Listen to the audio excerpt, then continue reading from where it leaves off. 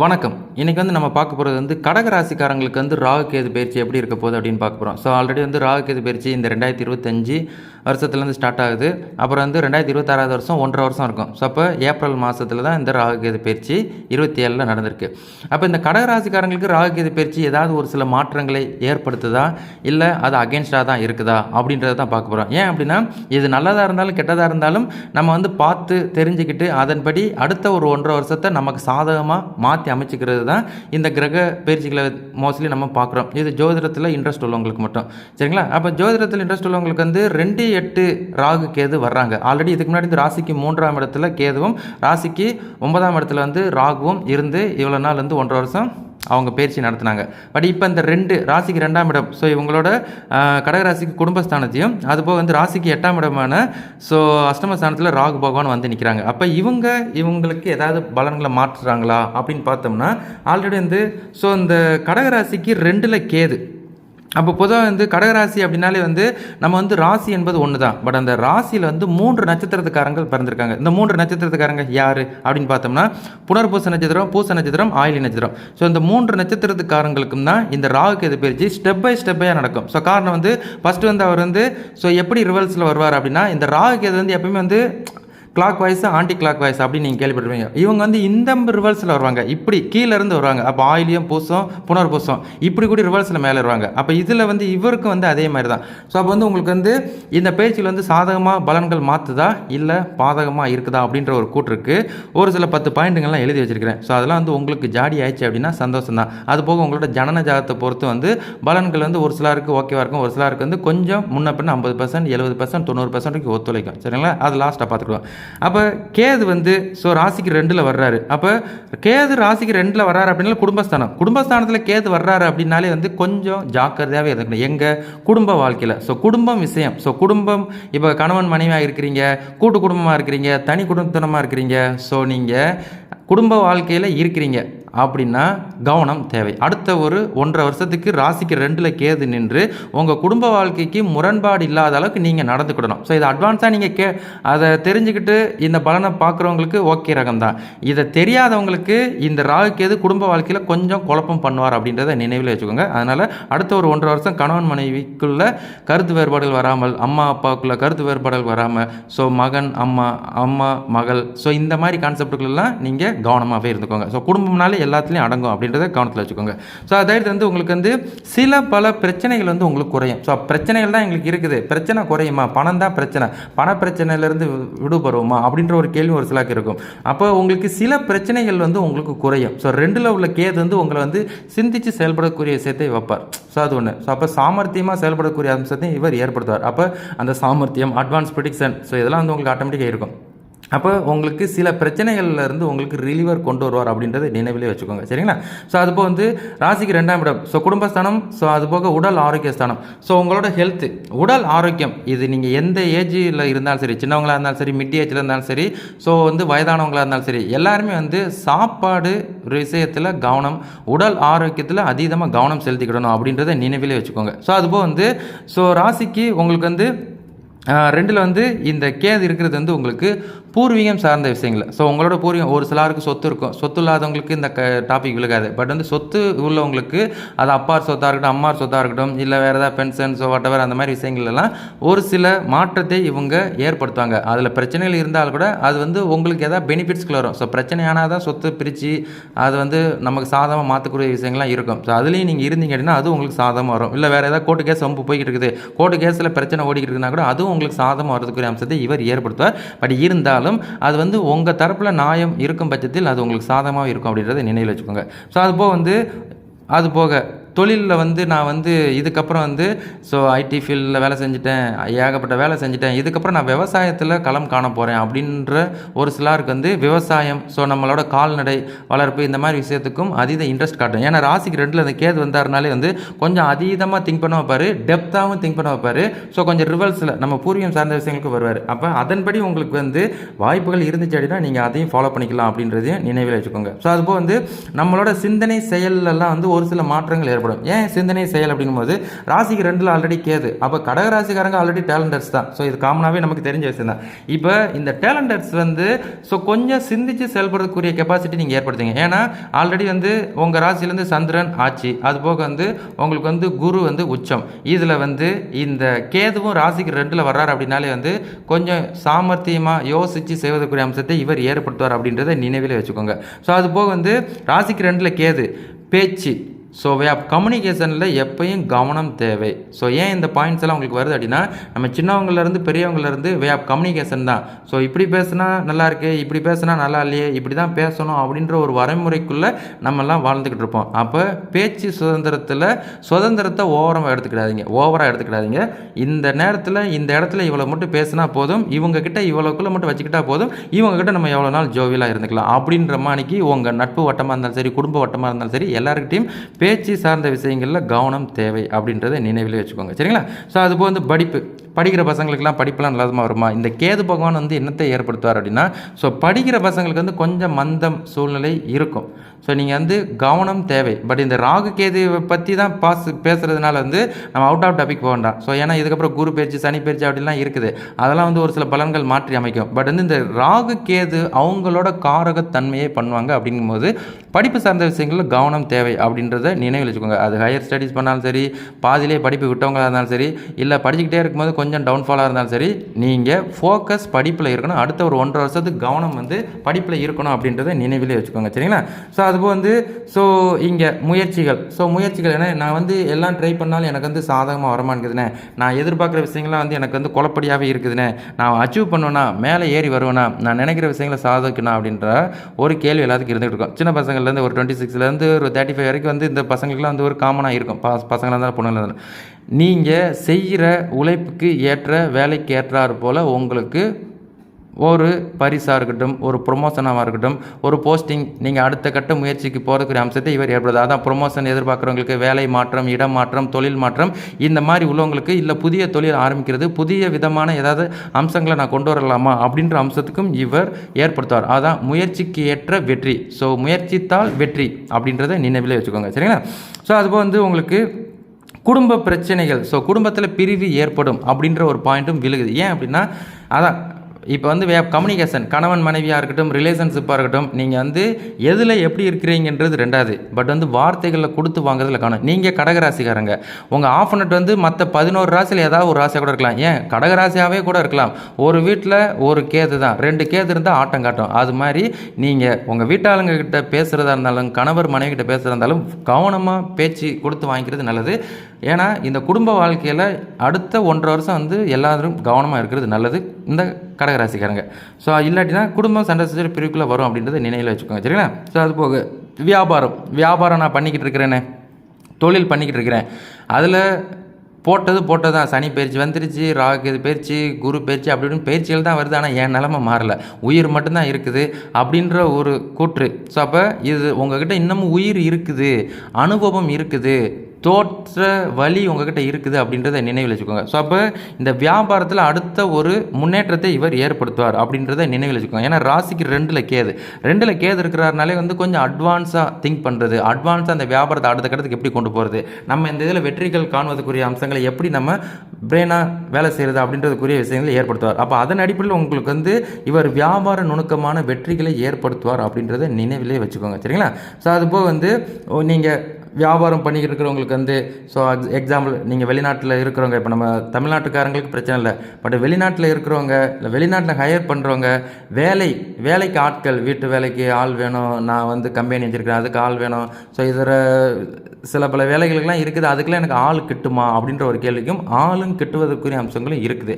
அதனால் அதுக்குரிய முயற்சிகள் பண்ணுங்கள். ஸோ அவங்களுக்குரிய பெனிஃபிட்ஸ் எல்லாம் பண்ணுங்கள். கண்டிப்பாக வந்து உங்களுக்கு ஆள் வருகையும் இருக்கும் அப்படின்றத நினைவில் வச்சுக்கோங்க. ஸோ அப்போ இதை தவிர்த்துட்டு வந்து ராகு கேது பயிற்சி அப்படின்றதுல வந்து கேது பயிற்சி உங்களுக்கு ஓகே, இவ்வளோ தான். இதில் வந்து ராகு இதில் என்ன பண்ணுவார் அப்படின்ற ஒரு கேள்வி இருக்கும். அப்போ இது வரைக்கும் ராசிக்கு 2ல் குடும்பஸ்தானத்தில் உள்ள கேது வந்து இவ்வளோ தான் பண்ணுறாரு. அப்போ ராகு என்னென்ன பண்ணுவார் அப்படின்ற ஒரு கேள்விக்கு, ராசிக்கு 8ல் மறைந்த ராகு உங்களுக்கு வந்து வீடு, வாகனம், ஸோ எப்படின்னா அலாபதியான ஆசைகளை உங்களுக்கு தூண்டுவார்.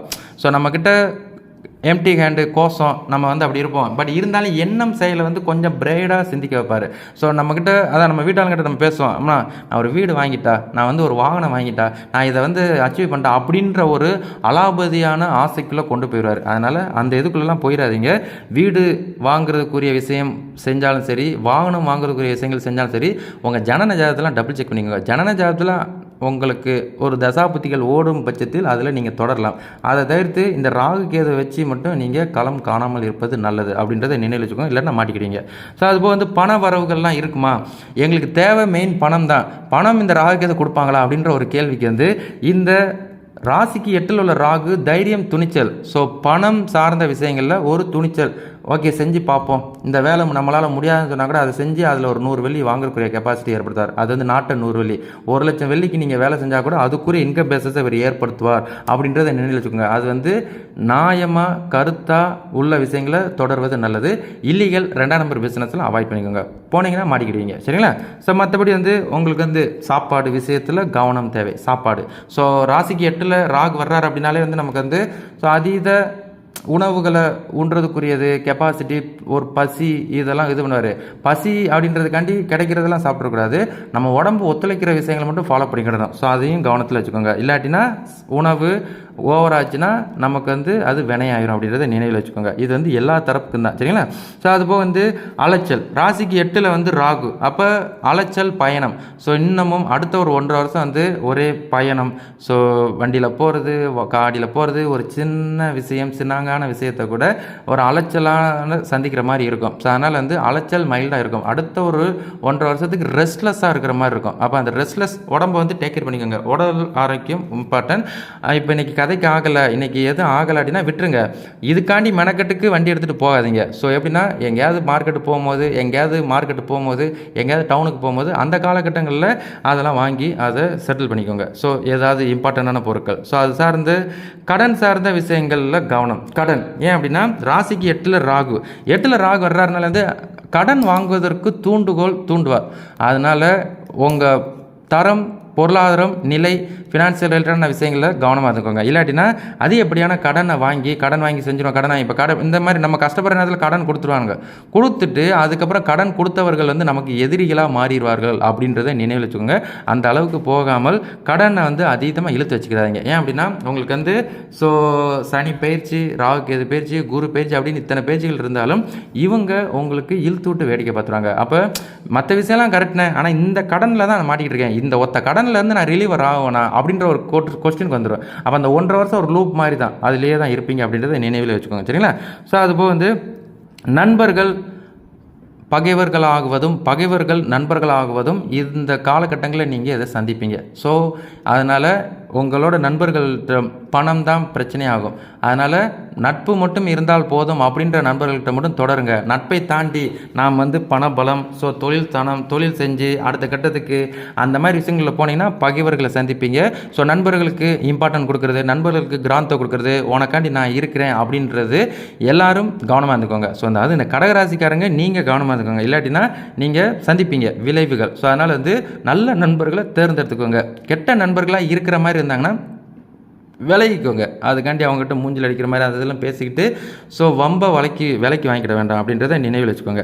ஸோ அதுபோக பெண்களாக இருக்கட்டும், ஆண்களாக இருக்கட்டும், ஸோ வீட்டாளங்களாக இருக்கட்டும், விலை உயர்ந்த பொருட்கள் வாங்குறதுல கவனம். ஸோ இந்த ராசிக்கு 8ல் உள்ள ராகு பகவான் வந்து எப்படின்னா நமக்கு வந்து ஆசைகள், அதான் சுகபோக இன்பங்களுக்கு அதீத இம்பார்ட்டன்ட். ஸோ அதனால் வந்து ஸோ விலை உயர்ந்த பொருட்கள், வீட்டுக்கு தேவையான விலை உயர்ந்த பொருட்களாக இருக்கட்டும், நமக்கு ஒரு டைம் தேவைப்படும், அதுக்கப்புறம் தூக்கி ஓரமாக வச்சுருவோம். அந்த மாதிரி எல்லாம் வாங்காமல் கொஞ்சம் சேவிங் பண்ணுறக்கூடிய விஷயத்தை வச்சுக்கோங்க. இல்லாட்டினா அந்த இதை வாங்கி அதில் வேறு ஒரு அவரால் சுத்த விட்டுருவார். இது ஒரு பிரச்சனை வேறு இருக்குது அப்படின்றத நினைவிலே வச்சுக்கோங்க. சரிங்களா?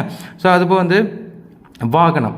ஸோ வாகனங்களில் ராசிக்கு 8ல் ராகு இருக்கிறார் அப்படின்னாலே வந்து சின்ன பசங்க, பெரியவங்க, இன்னும் பெரியவங்க, மிட் ஏஜில் உள்ளவங்க எல்லாருமே வந்து வாகனமின்றி அந்த கான்செப்ட் தான். அதனால் வாகனத்துக்காக மட்டும் பயன்படுத்திக்கோங்க, நம்ம தேவைக்கு மட்டும் பயன்படுத்திக்கோங்க. வாகனத்தை வந்து அதீத வேகம் ஸோ உடம்புக்கு ஆகாது. அதே மாதிரி அந்த இதில் சாகசங்கள் உடம்புக்கு ஆகாது. அதனால் விபத்துகள் கண்டிப்பாக ஏற்படும். ஸோ இது வந்து கண்டம் மாதிரி தான். ராசிக்கு 8ல் ராகு இருக்கிறார் அப்படின்னாலே வந்து மைனராக கண்டம் மாதிரி தான். அதனால் வந்து நாம் இந்த இதுக்கு விபத்துக்கள் உள்ளாகாமல் இருப்பது நல்லது அப்படின்றதை நினைவிலே வச்சுக்கோங்க.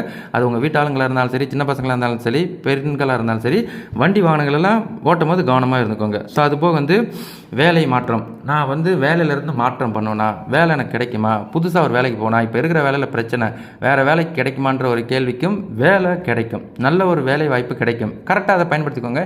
எங்கே போனாலும் வேலைக்கு போனால் பிரச்சனை இருக்க தான் செய்யும். பட் வந்து நமக்கு செட் ஆகிற வரைக்கும் தான். செட் ஆயிடுச்சு அப்படின்னா அடுத்து நம்ம தான் அங்கே ராஜா அப்படின்ற மாதிரி நீங்கள் வேலை செய்ய ஆரம்பிச்சிடலாம். ஸோ வேலை இடத்துல மாற்றம் இருக்கும். அப்படி நல்ல அமைப்பு வந்துச்சுன்னா தாராளமாக நீங்கள் சேஞ்ச் பண்ணிக்கலாம் உள்நாட்டில்.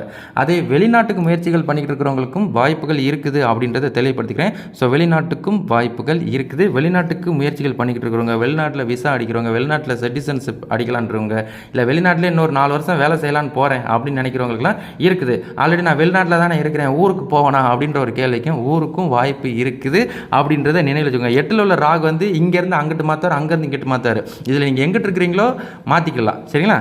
ஸோ அதை தவிர்த்து வந்து நமக்கு வந்து நண்பர்கள். ஸோ நண்பர்கள் ஆல்ரெடி வந்து உங்களுக்கு கவனம், எப்பயுமே வந்து நண்பர்களை கவனமாக வச்சுக்கோங்க. ஸோ ஏன் இந்த பாயிண்ட் வருது அப்படின்னா, இன்னமும் நண்பர்கள் அப்படின்னு வரும்போது வந்து ஸோ கவனம் எல்லாத்திலையும் தேவை. ஸோ பர்சனல் விஷயத்தை ஷேர் பண்ணாதீங்க. இவன் நண்பன் தான் அப்படின்ட்டு என் குடும்பத்து ஆள்களை நம்பாமல் நண்பர்கள் நம்பலாம் தான் குடும்பத்தை அப்படின்ற கான்செப்டில் வந்துடாதீங்க. நண்பர்களை வந்து நண்பர்களாக இருந்தாலும் உங்களுக்குன்னு ஒரு பர்சனல் இருக்கும். அந்த பர்சனல் விஷயத்துலலாம் அதீதமாக ஷேர்க்கையும் போயிடாதீங்க. போனீங்கன்னா நண்பர்கள் உங்களுக்கு பகைவர்களாக ஆவாங்க அப்படின்றத நினைவில் வச்சுக்கோங்க. ஸோ அதுபோக வந்து நான் வந்து online business, forex, so trading, investment, முதலீடு, பல புதிய முயற்சிகள்லாம் வருது, புதுசாக இன்ட்ரடியூஸ் பண்ணுறாங்க.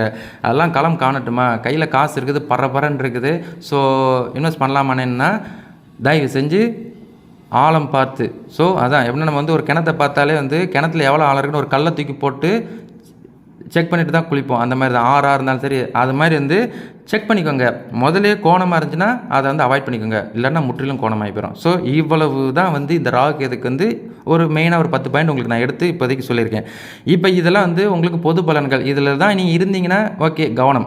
ஸோ இதுக்கப்புறம் வந்து இந்த நட்சத்திரங்களுக்கெல்லாம் ஒவ்வொரு தசாக்கள் இருக்கும். ஸோ இது வந்து ஒரு காமன் தான். ஸோ நான் என்னோடய ப்ரிடிக்ஷனில் நான் வந்து உங்களுக்கு அட்வான்ஸை சொல்கிறது.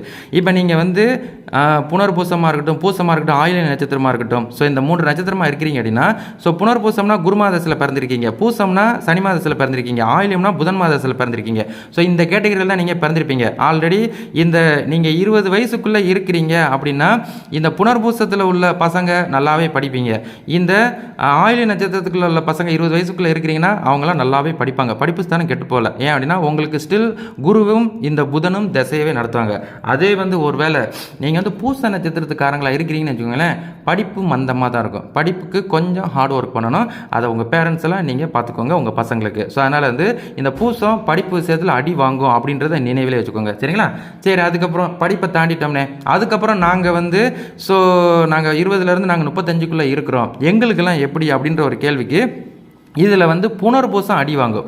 புனர்பூசத்துக்கு சனி தசையை நடத்துகிறாரு. அப்போ சனி மாதசை 35வது வயசு வரைக்கும் உங்களுக்கு ஓடுதுன்னு வச்சுக்கோங்களேன். 35வது வயசு வரைக்கும் கவனம் தேவை, அகலக்கால். ஸோ நான் ஏற்கனவே சொன்ன மாதிரி தான் அந்த பாயிண்ட்டுங்கள்லாம் உங்களுக்கு அடங்கும்.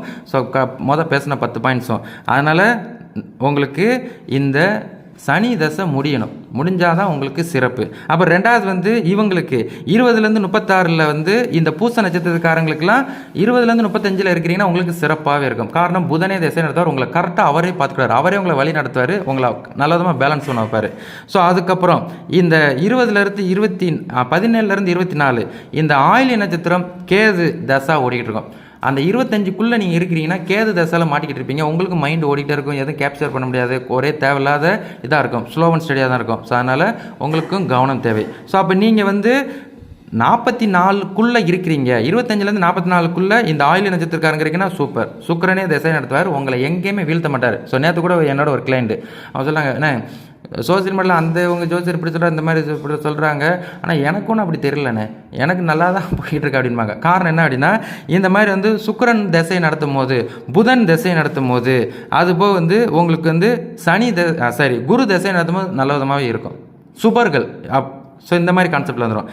அப்போ இங்கிட்டு நான் வந்து 35லேருந்து 52 இருக்கிறேன் அப்படின்னா உங்களுக்கு புதன் தசை நடந்துகிட்டு இருக்கும். யாருக்கு? புனர்பூசத்துக்கு. அப்போ புனர்பூசத்துக்கும் நல்லது தான். ஸோ உங்களுக்கு நீங்கள் நினைக்கிற மாதிரி வாழ்க்கை தரம் இருக்கும், எங்கள் குழப்பத்திலையும் நீங்கள் மாட்ட மாட்டீங்க. ஸோ அது ஒரு சிறப்பு. அதே வந்து 36லேருந்து 43க்குள்ளே நான் இருக்கிறேன், பூச நட்சத்திரம்னா பிரச்சனை இருக்கும், அடிமேல் அடி விழுந்துக்கிட்டு இருக்கும், ஏதோ நெகட்டிவாக இருக்குது, எப்போ தான் இந்த வாழ்க்கை மாறும் அப்படின்ற மாதிரிக்கு இந்த ராகுவும் கேதுவும் சேர்ந்து உங்களுக்கு கொலாப்ஸ் பண்ணிட்டுருவாங்க. நீங்களும் கவனம் தேவை. ஸோ அது போக வந்து இந்த ஆயில்யம். ஸோ இந்த ஆயில்யத்தில் வந்து 50லேருந்து நீங்கள் 67 வரைக்கும் இருக்கிறீங்க அப்படின்னா சூரிய தசை, சந்திர தசை, செவ்வாய் தசை, இந்த 3 தசை 67 வயசு வரைக்கும். ஸோ அப்போ 44லேருந்து நீங்கள் 67 வரைக்கும் இருக்கிறீங்கன்னா உங்களுக்கு எந்த வித டிகுவாலிஃபிகேஷன் வராது. நீங்கள் ஆல்ரெடி சிறப்பாக சிந்தித்து செயல்படக்கூடிய கெப்பாசிட்டிலாம் இருப்பீங்க அப்படின்றத நினைவில் வச்சுக்கோங்க, சரிங்களா? ஆனால் இந்த பூச நட்சத்திரத்தில்னே நான் வந்து 43லேருந்து 63 இருக்கிறேனே அப்படின்னா உங்களுக்கு சிறப்பாகவே இருக்கும். சிறப்புனா உங்கள் ஜனன ஜாதத்தில் உங்களுக்கு சுக்கிரனே திசை நடத்தார். சுக்கிரன் உங்களை டெவலப் பண்ணுவார், உங்களை வீழ்த்துறதுக்கு வாய்ப்பில்லை, உங்களை கரெக்டாக பிளேஸ்மெண்ட் பண்ணிக்கிட்டே வருவார். அதனால் நீங்களும் அடி சறுக்கிறதுக்கு வாய்ப்பில்லை. உங்கள் ஜனன ஜாதகம் இன்னும் பர்ஃபெக்டாக இருந்துச்சுன்னா சூப்பர் தான், சரிங்களா? அதுபோக இங்கிட்டு இந்த சைட்டில் வந்து என்ன, நான் வந்து புனர்பூச நட்சத்திரம் 52லேருந்து 59 கேது தசை. கேது தசை ஓடிக்கிட்டு இருக்கிறவங்களுக்கும் டவுனாக தான் இருக்கும். ஸோ அதனால் கேது தசை ஓடுதான்னு பார்த்துக்கோங்க. யார் புனர்பூச நட்சத்திரத்துக்காரங்க, அவங்களுக்கு கேது தசை முடிஞ்சால் தான் பர்ஃபெக்டாக இருக்கும். ஸோ அதுக்கப்புறம் வந்து அண்ணே கேது தசைலாம் முடிஞ்சிருச்சு, இப்போ எனக்கு சுக்கிர தசை ஓடுது அப்படின்னா 60லேருந்து 80, அந்த 60லேருந்து 80 நீங்கள் வந்து சுக்கிர தசையில் இருப்பீங்க. யார் புனர்பூசம், உங்களுக்கு ஓகே தான் அந்த கிளைமேக்ஸு. ஸோ அதான் வயசானவங்களுக்கு உரிய விஷயங்கள்லாம் உங்களுக்கு சாதகமாக இருக்கும் அப்படின்றத நினைவில் வச்சுக்கோங்க. அது போக வந்து இந்த இவங்க பூசம் வந்து நான் வந்து 63லேருந்து இருக்கிறேன் அப்படின்னா சூரிய தசை, சந்திர தசை 63லேருந்து அங்கிட்டு ஒரு 63, 69, 79 சூரிய தசை, சந்திர தசை கண்டினியூஸாக இருக்கும். சூரிய தசை, சந்திர தசை உங்களை வந்து வீழ்த்தாது, வாழ வைக்கும். ஸோ ஓரளவு பேலன்ஸ் பண்ணும். ஸோ இவ்வளோ தான் வந்து உங்களுக்குள்ள பாயிண்ட்ஸு. அப்போ இப்போ இந்த பாயிண்ட்ஸுங்களும் நான் சொன்ன கணக்கும் உங்கள் ஜனன ஜாதத்தில் பர்ஃபெக்டாக இருந்துச்சுன்னு வச்சுக்கோங்களேன், நான் சொன்னதே உங்களுக்கு வந்து 80-90% வந்து ஓகே தான். ஒரு வேளை உங்கள் ஜனன ஜாதத்தில் வேறு மாதிரி தசாபதி நடக்குது, புத்திகள் நடக்குது அப்படின்னா டபுள் செக் பண்ணிக்கோங்க. உங்கள் ஜனன ஜாதகமே இந்த ராகுகேது பயிற்சியும் ஓரளவு தீர்மானிக்கும். அது போக ராகுகேது பயிற்சி மட்டும் இந்த வாழ்க்கை இல்லை அப்படின்றத நினைவில் வச்சுக்கோங்க. குரு பயிற்சி இருக்குது, அடுத்து சனி பயிற்சி, ஆல்ரெடி அடுத்த வருஷம் 3ஆவது மாதத்துக்கு ஒரு சனி பயிற்சி இருக்குது அப்படின்றத நினைவில் வச்சுக்கோங்க. ஸோ இதெல்லாம் இந்த பயிற்சிகள் நடத்தினதுக்கப்புறம் உங்களுக்கு ஃப்ளோவில் ஒரு இது இருக்கும். பட் இருந்தாலும் நாள், நட்சத்திரம், திதி, கர்ணம், யோகம், பஞ்சாங்கம் பார்த்து பலன் அறிந்து நம் வாழ்க்கையை அடுத்த கட்டத்துக்கு கடந்து செல்வோம் அப்படின்ற மாதிரிக்கு நினைவில் வச்சுக்கிட்டு இந்த இதை ஃபாலோ பண்ணிக்கோங்க. மற்றபடி ராகுகேதுக்கு என்ன தான் பரிகாரம் அப்படின்னா, ஸோ திருநாயேஸ்வரம், ஸோ காலாஸ்திரி, இதை தவிர்த்து வேறு வழி இல்லைண்ணே அப்படின்னா எங்கெங்கே நீங்கள் இருக்கிறீங்களோ அங்கங்கே உள்ள சிவன் கோயிலில் உள்ள நவகிரகங்களில் உள்ள ராகுகேதுக்கு ஒரு விளக்கு போட்டு உங்கள் பேர் ராசிந்திர சொல்லி அர்ச்சனை பண்ணிவிட்டு வந்துக்கோங்க. அவ்வளோதான். அதை வந்து ரெகுலராக கூட ஃபாலோ பண்ணிக்கோங்க அடுத்த 1.5 வருஷம் முடிகிற வரைக்கும். ஸோ இவ்வளோ தான் வழிபாடு, சரிங்களா?